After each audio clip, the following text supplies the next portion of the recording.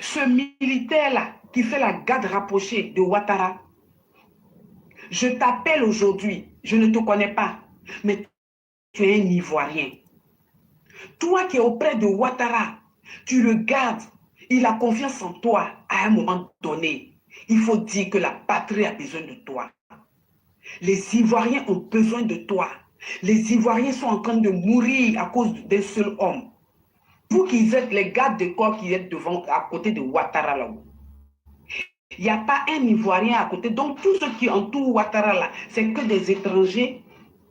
Toi, le militaire qui est à côté de Ouattara, tu ne sais pas que la vie des Ivoiriens est en danger et toi tu protèges Ouattara. Toi l'Ivoirien qui est la garde rapprochée de Ouattara là, il n'y a pas un qui va réfléchir pour dire que les Ivoiriens sont en train de mourir. Tu vas prendre ton fusil et tirer sur Ouattara. Oui. Ceci est une invitation à l'assassinat pur et simple du président Alassane Dramane Ouattara, fait par une militante pro-Babo, et elle se nomme Marie-Jeanne Tabo Pinglini. Et vous aurez donc compris que si aujourd'hui ces personnes peuvent se permettre de telles outrances, c'est simplement par manque de justice en Côte d'Ivoire. C'est simplement dû au fait que l'État actuellement en place en Côte d'Ivoire, n'a jamais fait de la justice une priorité. Et donc, si le président de la République peut lui-même être menacé d'assassinat, vous, nous, moi, nous qui sommes des partisans du président Alassane Ouattara, asseyez-vous et réfléchissez à quelle sauce ces personnes sont prêtes à vous dévorer. Mesdames et messieurs, nous sommes aujourd'hui le 31 janvier 2023. C'est un énorme plaisir pour moi d'être en face de ces milliers de personnes pour essayer de procéder à ce que nous appelons l'analyse politique, le festin intellectuel, qui consiste à vaincre sans chercher, qui consiste à convaincre, s'il vous plaît, sans chercher à vaincre qui que ce soit. Et donc aujourd'hui, j'aurai une série de thèmes au nombre de 4 que je vais développer. Et le premier sujet est en lien avec la politique du gouvernement qui souhaiterait faire la promotion de la jeunesse. Très bonne chose. Mais de quelle jeunesse parlons-nous? Voilà aussi la question fondamentale qu'il faut se poser. Et donc, depuis hier, 30 janvier 2023, je m'évertue à démontrer qu'en vérité, comme nous le dit le Tao Te Ching, quiconque a besoin d'aide finit par l'obtenir. Mais, quelqu'un qui n'a pas besoin d'aide ne l'obtiendra jamais. C'est une maxime très simple, mais qui est très profonde en pensée. Est-ce qu'une jeunesse, symbole de la mendicité, symbole de la bouffonnerie, symbole de la honte, peut-elle se choisir le chemin de l'évolution? Voilà bien la question que nous nous posons. Et donc, le premier sujet, comme je le disais, nous devons rappeler à notre jeunesse ce qu'elle est et ce qu'elle vaut et ce qu'elle devrait être pour qu'on puisse l'aider. Et donc, je vais me forcer de pouvoir aussi faire ma part pour que cette jeunesse puisse prendre conscience d'elle-même et se remettre sur le droit chemin. Le premier sujet a pour titre la mendicité, le nouveau mode de vie.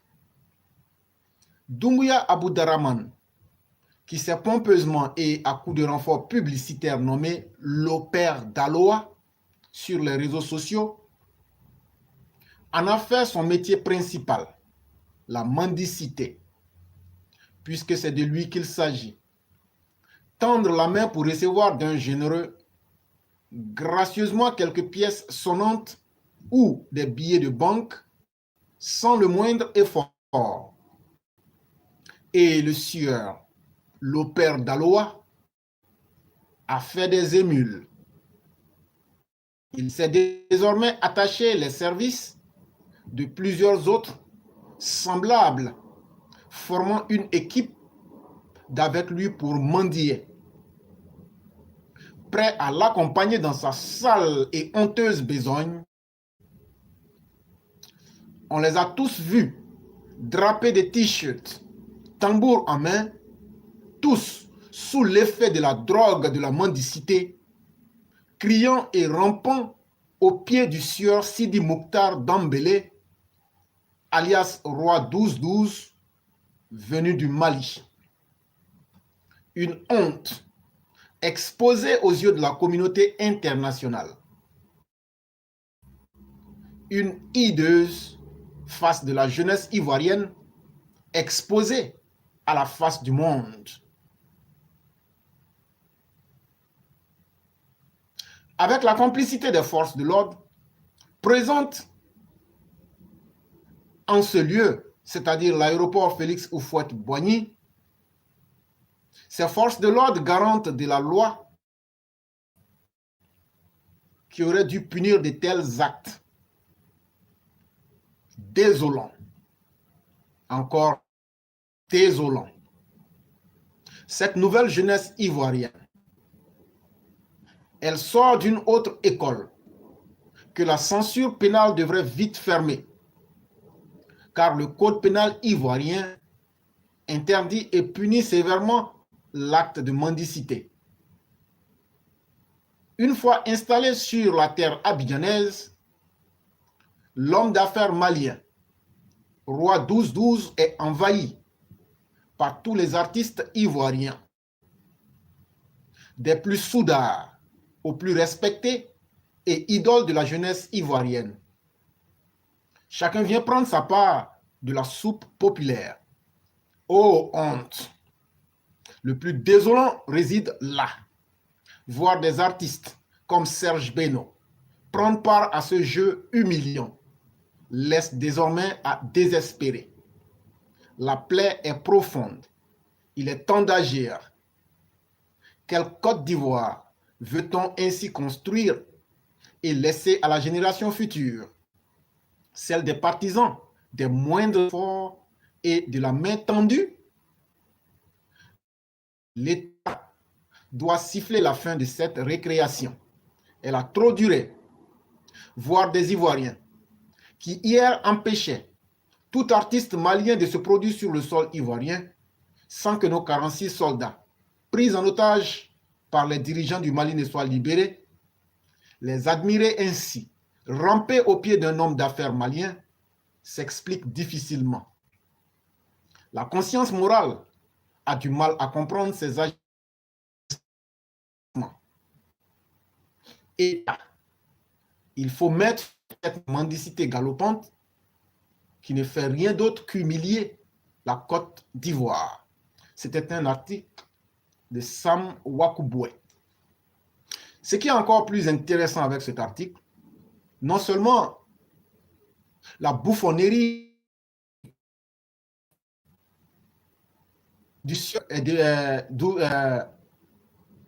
le père d'Aloa est décrite ici, mais s'il était le seul, nous aurions pu dire que c'est l'exception qui fait la règle.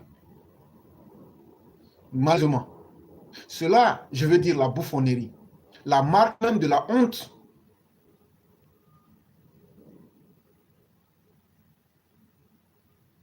est devenu le symbole de notre jeunesse.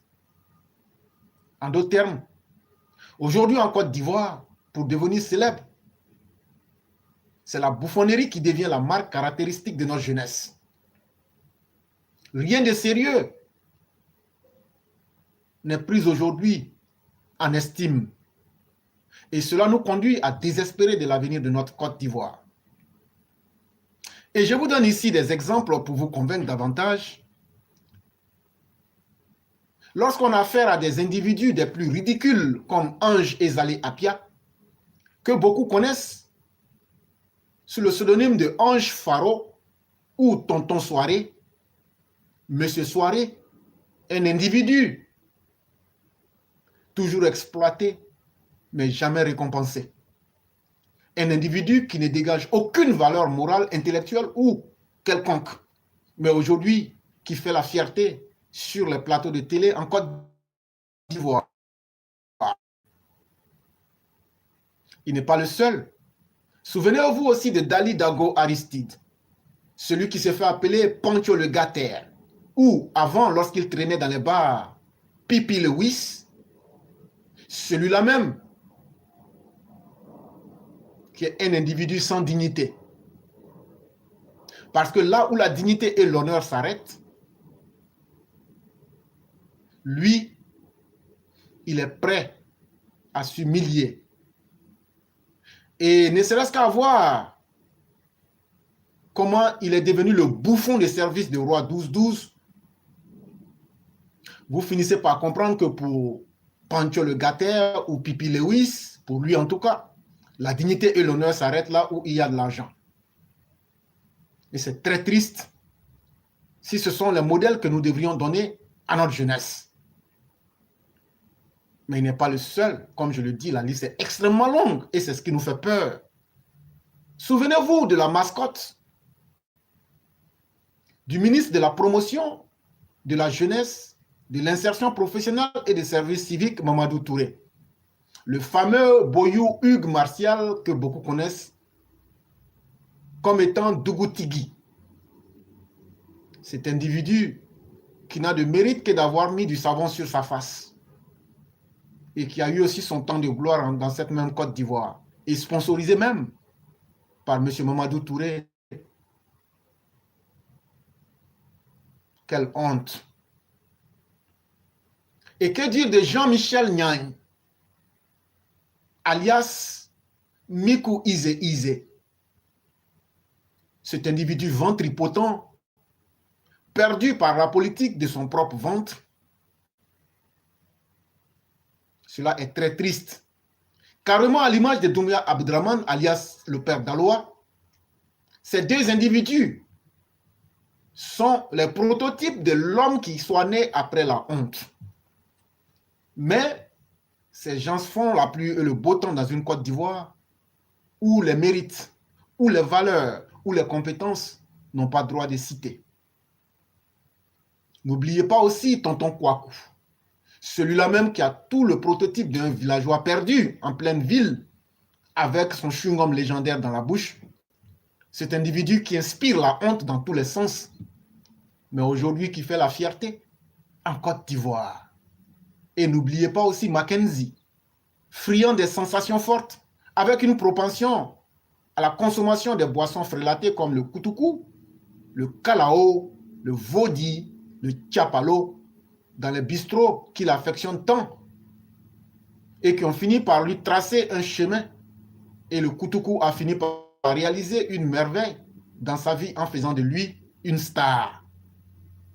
Que c'est triste quand l'alcoolisme se transforme en vertu morale dans notre société. Et cela, au vu et au su de notre société, de nos dirigeants, de nous, et chacun fait semblant de ne pas voir les conséquences.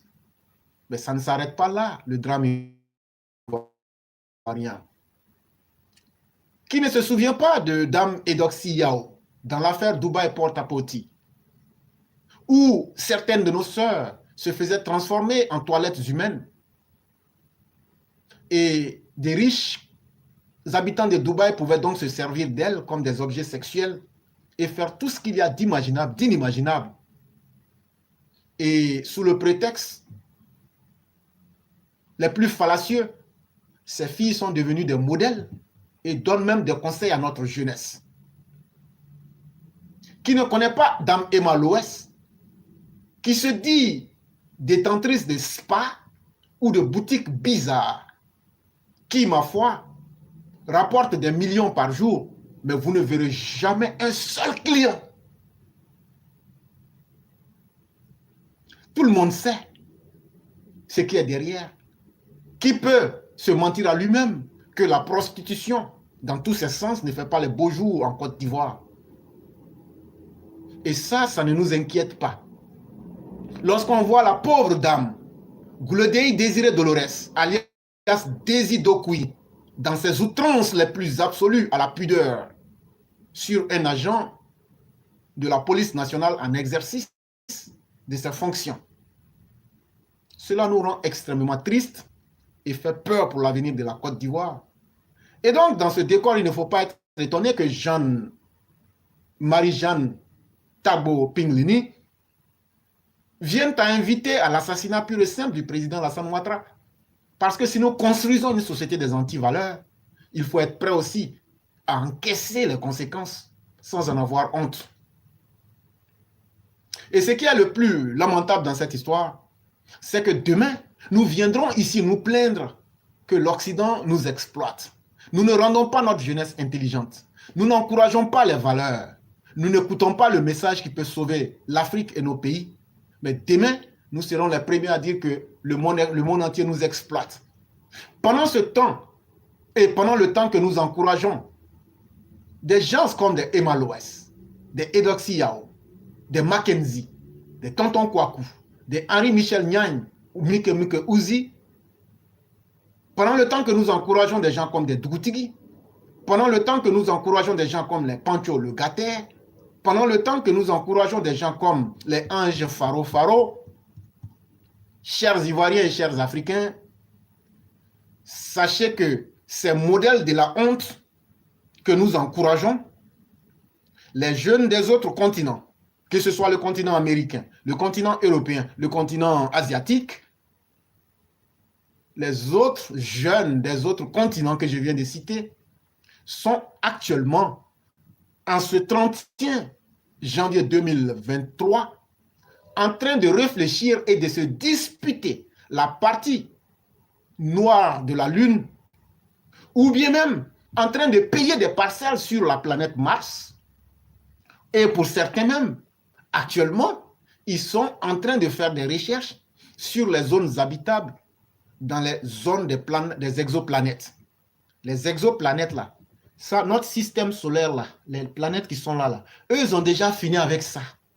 Ils sont dans un autre niveau. Ils sont en train de réfléchir comment aller là-bas, au-delà de notre planète. Entre-temps, ce que nous voyons en train de faire du bruit et représenter même la honte de l'humanité, se comporter comme des Néandertaliens, c'est ça que nous nous encourageons. Et demain, on sera les premiers à se plaindre que le monde ne nous regarde pas. Et si c'était tout, on serait heureux de dire que non, eux, ils voient plus loin. Mais pendant ce temps où je vous parle, en ce moment-ci, ne me demandez pas les prouesses que font les jeunesses américaines, asiatiques, européennes. En ce moment même, sur la planète Terre. Parce que si on parle de Mars, on parle des exoplanètes, on parle de la Lune, ça c'est loin. Mais aujourd'hui où je vous parle, sur la planète Terre, les prouesses que ces jeunes de ces continents-là font sont exceptionnelles. Pendant ce temps, nous, Africains et surtout Ivoiriens, continuons à mentir à nos populations, continuons à abrutir notre jeunesse, continuons à cultiver la médiocrité, continuons à encourager la stupidité.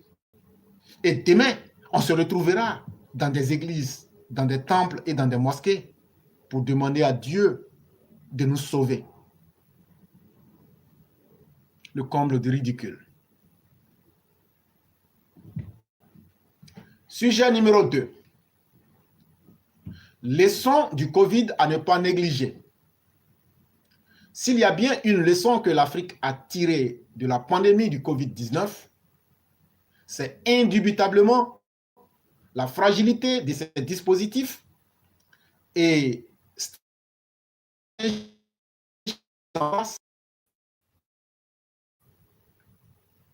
efficient n'avaient par la suite les multiples difficultés d'accès aux vaccins au point pour contrer l'expansion de la maladie ont aussi été révélatrices pour les dirigeants africains de l'absolue nécessité de s'affranchir des pays développés dans une telle circonstance. C'est que dans la mise des vaccins à la portée des populations du monde, gratuitement ou non, l'Afrique a été la 5e roue du carrosse. La satisfaction de ses besoins en vaccins n'a pas fait l'objet d'une priorité, au même titre que dans les pays développés. Cette situation discriminatoire avait suscité un sursaut d'orgueil chez les dirigeants du continent africain, les aiguillonnant surtout à se lancer dans la fabrication de leurs propres vaccins. De nobles initiatives sont nées à cet effet au Sénégal, au Maroc, en Afrique du Sud et en Algérie, assorti même de désirs de coopération entre les pays engagés à installer des unités. Mais, dans la logique même de cette réaction africaine, c'est une ambition plus élargie d'indépendance en la matière que le continent doit manifester, qui prend en compte le développement de sa propre industrie de fabrication de produits pharmaceutiques. La volonté de réaliser une telle idée reste malheureusement encore faible. En tout cas, insuffisamment exprimée ici et là, et loin de figurer au nombre des priorités des dirigeants africains. Pourtant, c'est bien le contraire qui devrait se produire, au regard de toutes les potentialités dont regorge la biosphère africaine. Véritable vivier de molécules diverses, n'attendant que l'adoption de politiques volontaristes suffisamment affirmées et audacieuses. Voilà plusieurs décennies aujourd'hui que 70% des médicaments vendus dans les officines américaines sont à base de plantes, pendant que l'Afrique demeure encore complexée par les processus et protocoles scientifiques occidentaux de mise au point des substances chimiques médicamenteuses de l'Occident. À ce jour, l'Algérie s'est résolument engagée dans la promotion d'une véritable industrie pharmaceutique nationale, comme le témoigne la création d'un ministère dédié à cette noble ambition, laquelle restera ainsi un symbole fort de souveraineté. À une époque où l'un des secteurs fortement gagnés par la contrefaçon est celui des médicaments importés, il nous apparaît plutôt bienséant d'initier et de promouvoir des politiques publiques mobilisatrices d'investissements privés visant à développer des industries de production de produits pharmaceutiques bien africains, comme on le fait déjà pour d'autres secteurs d'activité. En Côte d'Ivoire singulièrement, les dispositions et conditions légales et réglementaires de la création d'unités de fabrication de produits pharmaceutiques existent. Pour autant, les initiatives et autres actions étatiques promotrices de cette industrie restent encore bien timides, pour ne pas dire rares, voire insignifiantes. Alors que, du côté des naturothérapeutes, de réels efforts d'amélioration des définitions posologiques et des conditionnements des produits sont régulièrement enregistrés. L'efficacité curative des principes actifs de certains de ces médicaments font de plus l'objet de témoignages éloquents de la part des patients, en nombre tout aussi croissant, mais surtout d'approbation scientifique par des laboratoires universitaires de la place. À ce jour, environ une dizaine de produits sont ainsi validés par les instances scientifiques nationales spécialisées en la matière. Reste donc l'élaboration de politiques vigoureuses par les pouvoirs publics, encourageant des investissements conventionnels appropriés dans le secteur.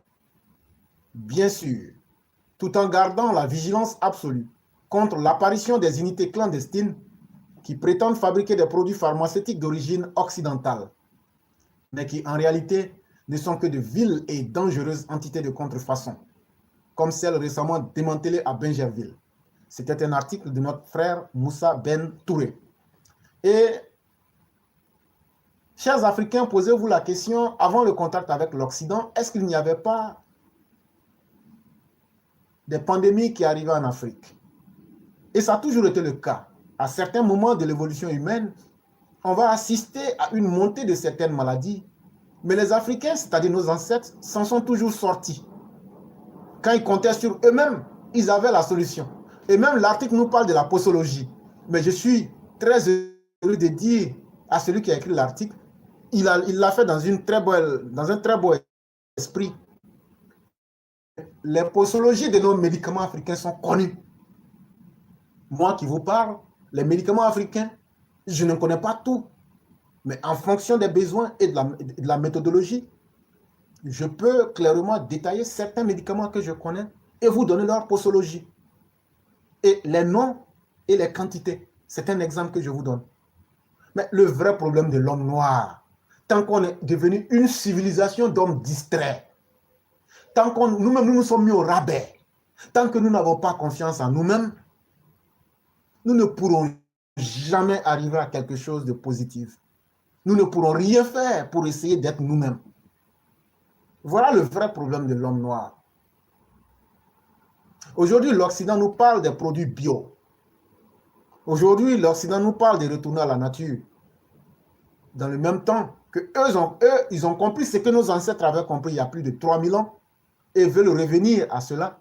Nous, Africains, sommes en train de chercher à manger le poulet congelé, chercher à manger les aliments ultra transformés et espérer et être fiers que nous soyons à la pointe du développement, alors que nous sommes en train de nous détruire. C'est à nous de prendre la décision, de savoir ce que nous voulons, et Dieu ni personne ne le fera à notre place. Sujet numéro 3. Pourquoi la France ne change-t-elle pas son logiciel?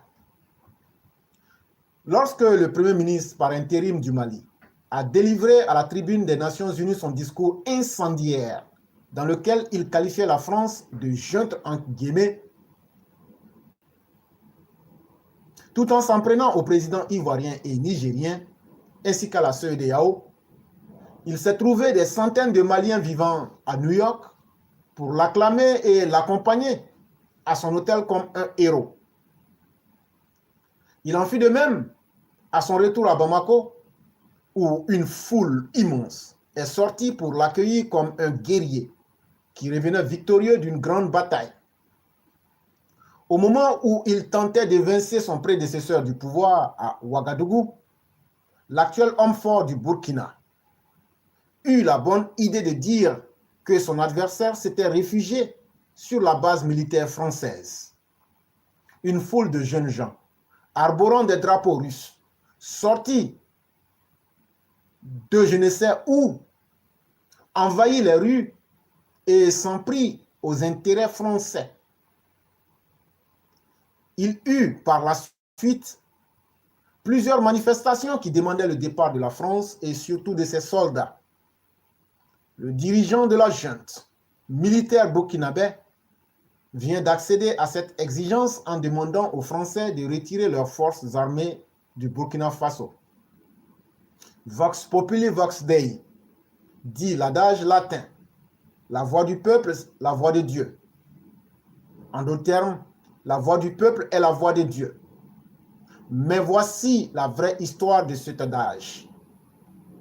L'empereur des Francs, Charlemagne, avait pour conseiller un savant anglo-saxon du nom de Alcuin. Vers 798, alors qu'il répondait à une série de questions que lui avait envoyé le souverain, Alcuin écrivit: le peuple doit être dirigé selon les lois divines et non être obéi. Il ne faut pas écouter ceux qui ne cessent de dire la voix du peuple est la voix de Dieu, car la vocifération des foules est proche de la folie. Le leader n'est pas celui qui suit le peuple, mais au contraire, le précède pour lui montrer la voie, pour le guider. Après la Centrafrique et le Mali, c'est le Burkina Faso qui vient de prier les militaires français de rentrer chez eux. Au moment où le groupe russe de mercenaires Wagner fait circuler sur les réseaux sociaux une vidéo de propagande indiquant clairement que leur prochaine cible est la Côte d'Ivoire. Gagnons-nous vraiment au change en nous séparant de la France pour nous jeter dans les bras des Russes? Pour moi, la vraie libération de notre continent viendra le jour où nous ne serons plus dans ce dilemme. Nous devons travailler à être autonomes, capables d'assurer nous-mêmes notre quotidien et notre sécurité. Personnellement, je n'ai aucun complexe à m'afficher francophile. Et l'alliance entre mon pays et la France ne me gêne nullement, malgré la colonisation et ses crimes. Je sais que depuis que la société internationale existe, un pays faible s'appuie toujours sur un plus fort que lui. Souvent, c'est lui-même qui l'a vaincu. L'Allemagne et le Japon ont bien été vaincus et même écrabouillés par les Américains pendant la Seconde Guerre mondiale. Cela n'empêche pas pour autant les États-Unis d'être les meilleurs alliés de ces deux pays et d'y avoir des bases militaires. Qui mettra pour cela en doute la souveraineté de l'Allemagne et du Japon? Lorsque le monde était divisé entre l'Est et l'Ouest, au moment de notre accession à l'indépendance, notre pays, la Côte d'Ivoire, a choisi le camp de l'Ouest, avec comme principal allié la France. Nous avons été témoins de la chute du camp de l'Est et je me félicite que nous soyons restés dans celui de l'Ouest. La France doit cependant comprendre que nos relations doivent évoluer. Faute de quoi, elle fera face à ce sentiment anti-français qui se diffuse dans tout l'espace francophone africain. Certes, la propagande russe, qui convoite aussi nos pays, y contribue grandement.